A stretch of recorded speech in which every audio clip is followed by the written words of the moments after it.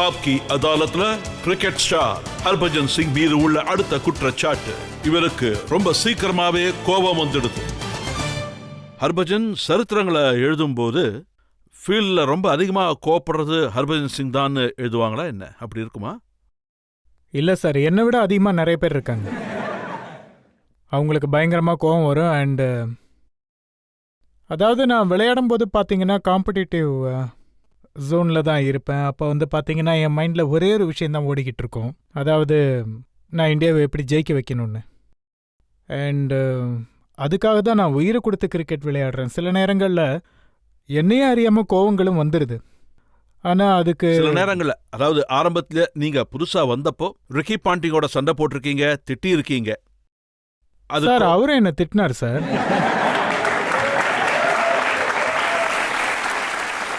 யாராவது நம்மளை திட்டினா நம்ம தேங்க்யூவா சொல்லுவோம், திரும்ப திட்ட தான் செய்வோம். அதுவும் கோவம் வர மாதிரி திட்டுவோம். எஸ்பெஷலி அதாவது வெளியிலேருந்து வர்ற பிளேயர்ஸ், அதாவது என் தம்பிங்க இங்கே இருக்கிறவங்க யாராவது என்ன திட்டினா நான் அதை வாங்கிப்பேன்.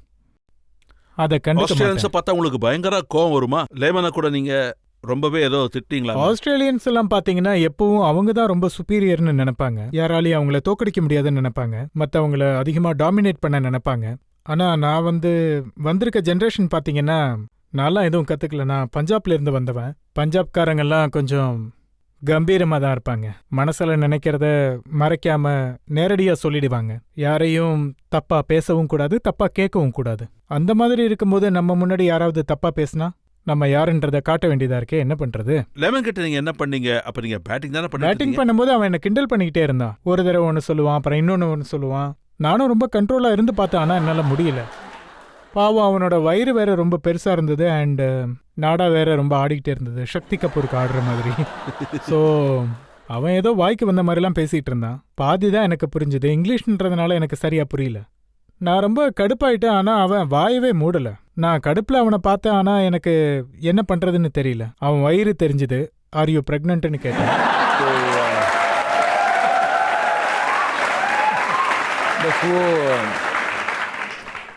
பயங்கர கடுப்பாயிட்டான். ஏதோ பயங்கர தப்பான வார்த்தை சொன்ன மாதிரி கடுப்பாயிட்டான்.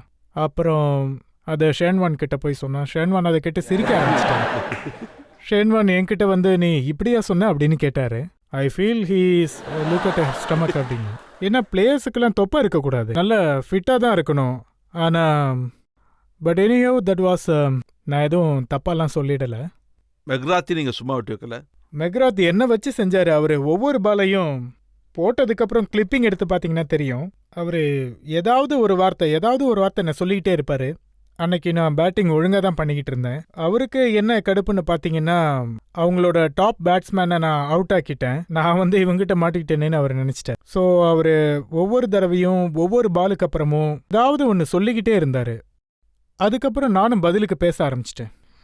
அதாவது வந்து அவர் ஒரு ஃப்ரேஸ் சொன்னால் நான் 3 சொல்லுவேன், அவர் 2 சொன்னால் நான் 5 சொல்லுவேன்.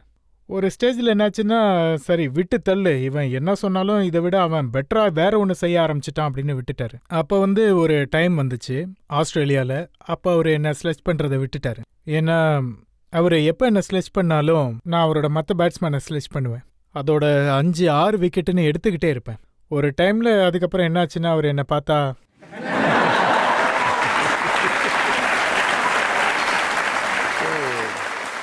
நல்ல விஷயம். ஆனா அதனால தான் நீங்க ஆண்ட்ரூ சைமன்ஸை மங்கின்னு சொன்னீங்களா? இல்லை, நான் சொல்லலை சார், நான் அப்படி சொல்லவே இல்லை. அதாவது அவங்களோட குற்றச்சாட்டு என்னன்னா, இப்போ நீங்கள் என் மேலே ஒரு குற்றச்சாட்டு சுமத்துனீங்களா, அது மாதிரி இப்போ நீங்கள் ஒரு வார்த்தை சொன்னீங்களே, நான் அப்படி சொல்லலை. நான் வந்து உங்கள் அம்மாவோடன்னு சொன்னேன். நான் என்ன சொன்னேன்னா, நார்மலி வந்து பார்த்தீங்கன்னா உங்கள் அம்மாவோட கண்ணா கூட இருக்கலாம், அது எவ்வளோ அழகாக இருக்கு.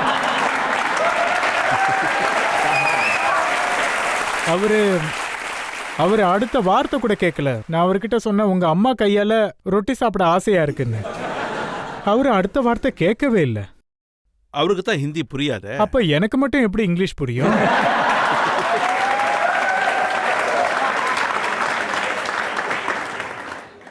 ஆனா பாகிஸ்தானி பிளேயர்ஸ்க்கு உங்க பஞ்சாபி நல்லா புரியும்ல? கண்டிப்பா, அவங்களுக்கு கண்டிப்பா புரியும். பஞ்சாப்காரங்க நாங்க ஒரு வார்த்தை சொன்னா இங்க இருக்கிற பஞ்சாப்காரங்களும் அங்க இருக்கிற பஞ்சாப்காரங்களும் எல்லாரும் பேசுறது ஒண்ணுதானே, அதனால எல்லாருக்கும் புரியும். அவங்களையும் பயங்கரமா திட்டுவீங்களா? இல்ல அவங்களெல்லாம் நான் திட்டினதில்ல. ஆனா ஒருவேளை கிரவுண்ட்ல ஏதாவது சண்டை நடந்திருக்கலாம். அவங்க திட்டியிருந்தா நானும் திட்டியிருப்பேன். ஷோயப் அக்தர் நீங்க திட்டினதா நான் கேள்விப்பட்டேன். ஆமா, என்ன அவர் பயங்கரமா திட்டினாரு ஷோயிப் அக்தர்.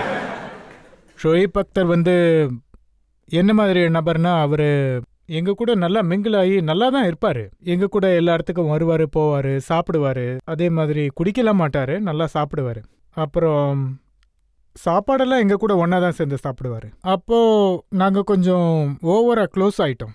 அதை ஓவர் அட்வான்டேஜ் எடுத்துக்கிட்டு வாய்க்கு வந்ததெல்லாம் பேசலாம்னு நினைச்சிட்டாரு. இது கேம் நீங்க தான். திட்டவும் செஞ்சிருக்கீங்க. அப்புறம் அதுக்கு இல்ல, ஏத்த முதல்ல மாதிரி- நான் 6 அடிச்சேன். அதை பார்த்துட்டு அவர் ரொம்ப ஷாக் ஆயிட்டாரு. இதை எப்படி இவன் அடிக்கலான்னு. அதுக்கப்புறம் அவங்க சைட்ல இருந்து சொன்னாங்க 2 பால் பவுன்ஸ் ஆச்சுன்னு.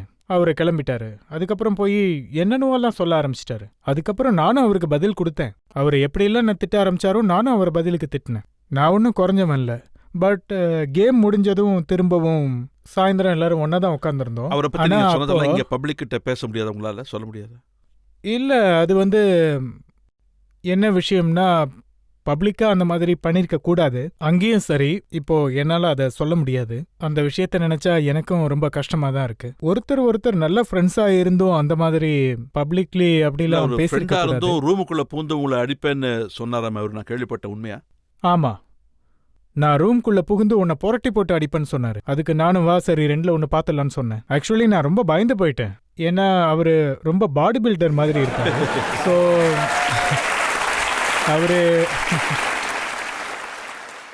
ஒரு தடவை என்னையும் அவரு யூவியை பிடிச்சி நல்லா ஒரு ரூம்ல பயங்கரமா அடிச்சிட்டாரு. ஏன்னா அவரு பயங்கர ஸ்ட்ராங்கு, ரொம்ப ஸ்ட்ராங்கானவர். 3 பேராலே அவரை பிடிக்க முடியாது. அப்போ யூவியை தூக்கி அவர் இப்படி வீசிட்டாரு. யூவி என்னை விட குண்டுதான். யூவியவே தூக்கி போடுறாருன்னா நான் பயந்துட்டு அண்ணன் அடிக்காதண்ணா, என்ன விட்டுருங்க அப்படின்னு சொன்னேன். ஆனா என்ன பண்றது, நம்ம ஃப்ரெண்டு வேற. இருந்துட்டு போட்டும், விடுங்க, அவங்க நாட்டுக்காக நம்ம விளையாடுறோம். இதுல பெருசுப்படுத்த ஒண்ணும் இல்லை. நீங்களும் கிண்டல் பண்றதெல்லாம் குறைஞ்சவர் இல்லையே. பாகிஸ்தான் டீம் தோத்து போகும்போது அவங்க ட்ரெஸ்ஸிங் ரூமுக்கு வெளியே போய் நின்று கிண்டல் பண்ணுவீங்களாமே? இல்ல, அது ஒரு வாட்டி தான் நடந்தது. 2003 இந்தியா பாகிஸ்தான் மேட்ச் இருந்தது. அது வேர்ல்ட் கப் மேட்ச். ரொம்ப ப்ரெஷர் இருந்தது. அந்த ஒரு வேர்ல்டு கப் மேட்ச் தான் நான் விளையாடாமல் இருந்தேன். அப்போ தான் நான் யூசஃப், அதாவது முகமது யூசஃப் கான், அவரோட சண்டே ஆயிடுச்சு டியூரிங் த லஞ்ச் பிரேக். அதனால் அப்போது கொஞ்சம் ஃபீலிங் ஆயிடுச்சு. அதனால் ரொம்பவே நீயா நானாங்கிற மாதிரி ஆயிட்டு. ஆனால் மேட்ச்சில் ஜெயிச்சதும் ரொம்ப சந்தோஷமாயிடுச்சு. அங்கே நம்மளோட மியூசிக் ஓடிக்கிட்டு இருந்தது. நான் டான்ஸ் ஆடக்கூட ஆரம்பிச்சிட்டேன். மேட்சை பார்க்கறதுக்கு ரொம்ப தூரத்துல இருந்து நிறைய பேர் வந்திருந்தாங்க இந்தியால இருந்து. அவங்க கூட சேர்ந்து நானும் ஆட ஆரம்பிச்சிட்டேன். அந்த மேட்ச்சில் ஜெயிச்சது ரொம்ப நல்லா இருந்தது. பாகிஸ்தானை தோக்கடிக்கிற சந்தோஷமே தனிதான். Sir, for me as a player, எந்த ஒரு பெரிய டீமை தோக்கடிச்சாலும் அது ரொம்ப சந்தோஷமாக தான் இருக்கும். அண்ட் அப்போது பாகிஸ்தானில் இருந்த டீம் ரொம்ப பெரிய டீமாக இருந்தது. வாசிம் அக்ரம், வக்கார் யூனஸ், அவங்க பவுலிங் லைனை பார்த்தீங்கன்னா சக்லைன் முஸ்தாக், ஷோயப் அக்தர், இவங்களாம் பவுலிங் லைனர்ஸ். பேட்டிங்கும் நல்லா பண்ணுவாங்க. சையத் அன்வர் மாதிரி சிறப்பான பேட்ஸ்மேன்லாம் அவங்க டீமில் இருந்தாங்க. ஸோ அது ஒரு ஸ்பெஷல் கேம், ஒரு நல்ல ஸ்பெஷல் மூமெண்ட்டாக இருந்தது. So I feel India Pakistan எப்போ மேட்ச் விளையாண்டாலும் அதில் பிளேயர்ஸை விட அதிகமாக மீடியா தான் அதை ரொம்ப ஹைப்பாக்கி விட்டுருது. அதை அவங்க எவ்வளோ பெரிய கேமாக மாற்றுவாங்கன்னா, அதை தவிர வேற கேமே இல்லைங்கிற மாதிரி மாற்றுவாங்க. என்னை பொறுத்த வரைக்கும் என்னென்னா, இந்தியாவோட ஒரு காம்படிட்டர் இருக்கிறாங்கன்னா அது சவுத் ஆஃப்ரிக்கா, இல்லைனா அது ஆஸ்திரேலியா தான், இல்லைனா இங்கிலாந்து. இந்த 3 டீம் தான். ஏன்னா மற்ற டீம்ஸை விட ஐ ஃபீல் நாங்கள் ஒரு வேளை 10 தடவை மேட்ச் விளையாண்டா எங்களுக்கு தெரிஞ்சு ஒரு 7 தடவை அவங்கள தோக்கடிச்சிருப்போம். ஆஸ்திரேலியாவை நீங்க ஸ்லெட்ஜ் பண்ணா மக்கள் விரும்புவாங்க, பாகிஸ்தானி பிளேயர்ஸை நீங்க பண்ணா மக்கள் விரும்புவாங்க. ஆனா நீங்க ஸ்ரீசாந்தை ஏன் கன்னத்துல அரைஞ்சீங்க? இல்லை, ஆக்சுவலி அவன் பயங்கரமான குறும்புத்தனம் பண்ணிட்டான். அது என்னோட தப்பு. கிரவுண்டில் என்னையே அறியாமல் நிறையா விளையாட்டுத்தனம் பண்ணிட்டேன். இப்போ இல்லை, ஒவ்வொரு இன்டர்வியூலையும் அதை பற்றி நான் சொல்லியிருக்கேன். லைஃப்பில் சில விஷயங்களை நான் ரொம்ப தப்பாக பண்ணியிருக்கேன். அதுலேருந்து நிறைய விஷயங்களை நான் கற்றுக்கிட்டேன். ஸ்ரீசாந்த் எபிசோடில் பார்த்தீங்கன்னா நான் அதில் நிறைய தப்பு பண்ணியிருக்கேன். இப்போ நினச்சாலும் வருத்தப்படுறேன். பட் அவன் அழ ஆரம்பிச்சிட்டான். நான் ஏதோ பயங்கரமாக அவனை அடித்த மாதிரி. அந்த மாதிரிலாம் எதுவும் கிடையாது. பட் எனியோ சார், பட் வாஸ் சம்திங். அது ஒரு மாதிரி, அது எப்படி இருக்குன்னா, இது எல்லாருக்குமே தெரியும் அவன் தான் தப்பு பண்ணியிருக்கான் அப்படின்னு. மற்ற எல்லாருக்கும் நான் திரும்பவும் சொல்கிறேன், ஐம் வெரி சாரி. நான் அப்போ அப்படி பண்ணியிருக்க கூடாது. இப்போ நான் அதை நினச்சி ரொம்பவும் கில்ட்டியாக ஃபீல் ஆனா நீங்க எங்க கத்துக்கிட்டீங்க? எங்கே கற்றுக்கிட்டேனா? இல்ல அதாவது கத்துக்கவே இல்ல, இவ்வளோ எபிசோட்ஸ் நடந்தோம். இல்லை, அதுக்கப்புறம் நான் யாரையும் அடிக்கலையே. அடிக்கலனா அடிக்கிற அளவுக்கு போயிட்டீங்க, அம்பத்தியர் ஆயிடுவ. இல்லை சார், நான் அதை புரிய வைக்க போனேன். நான் அதாவது ஒரு 5-6 வருஷத்துக்கு முன்னாடி நான் இருந்திருந்தேன்னா பழைய மாதிரி ஏதாவது நடந்திருக்கும்.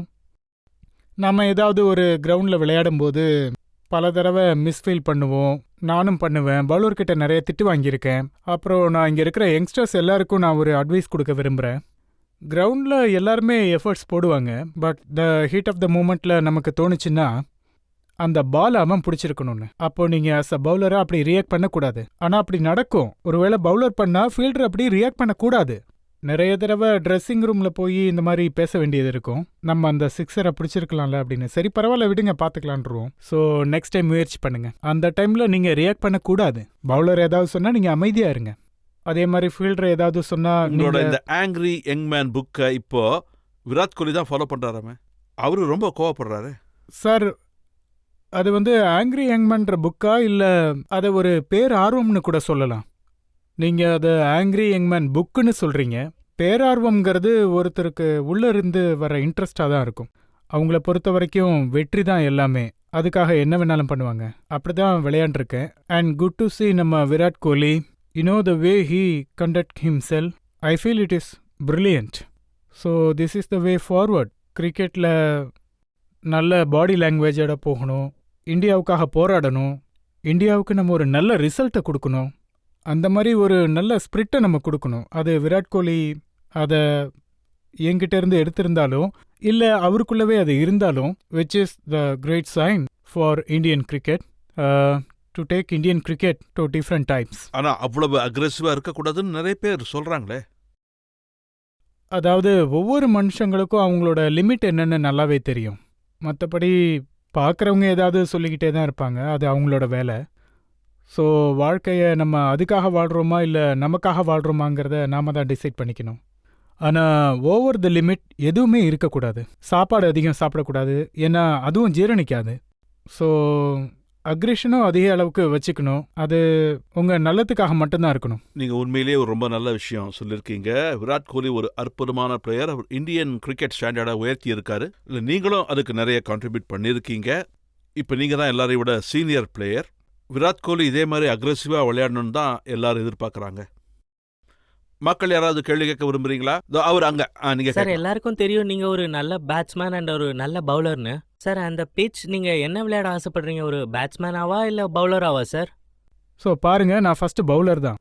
அண்டு அதை நான் நிரூபிக்க நிறைய போராடுறேன். அதே நேரத்தில் நான் எனக்குள்ளே கேட்டுக்கிறேன், எதனால என்னால் பேட்டிங்கோ பவுலிங்கோ சரியாக பண்ண முடியல அப்படின்னு. அப்படி நான் எனக்குள்ளே நிறைய கேட்டுக்கிறதுனால தான் வர்ற நாட்களில் என்னால் சிறப்பாக விளையாட முடியுது. நான் ஒரு பவுலர், நான் பவுலிங்கை ரொம்ப லவ் பண்ணுறேன். அது மட்டும் இல்லை, நான் பேட்டிங்கும் ரொம்ப நல்லா பண்ணுவேன். நான் எப்போவும் தளர மாட்டேன்.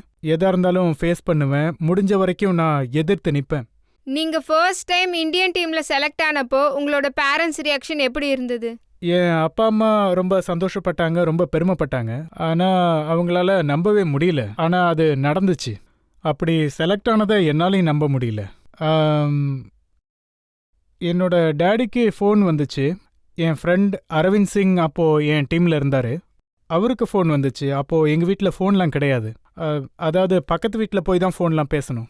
அப்போ தான் சொன்னாங்க, இந்த மாதிரி ஹர்பஜன் சிங்கை இந்த மாதிரி டெஸ்ட் மேட்ச்சுக்கு செலக்ட் பண்ணியிருக்கிறதா சொன்னாங்க. அப்போது எங்கள் அப்பாவுக்கு நம்பிக்கை வரல, கொஞ்சம் குழப்பமாக தான் இருந்தார். அப்பா என்கிட்ட சொல்கிறப்ப எனக்கும் நம்பிக்கை இல்லை, யாரோ காமெடி பண்ணுறாங்கன்னு தான் நானும் நினச்சேன். அதுவும் இல்லாமல் அரவிந்த் சிங் எப்போவும் பயங்கரமாக காமெடி பண்ணுவார். பட் நாங்கள் ரொம்ப வெயிட் பண்ணிக்கிட்டே இருந்தோம் சாயந்தரம் வரைக்கும் நியூஸ் வரும் அப்படின்னு. அது வரைக்கும் நாங்கள் நம்பவே இல்லை. அதுக்கப்புறம் நியூஸ் பார்த்ததும் பயங்கர சந்தோஷமாயிடுச்சு. எங்கள் வீட்டு பக்கத்தில் இருக்கிற எல்லாரும் நேராக எங்கள் வீட்டுக்கு கிளம்பி வந்துட்டாங்க.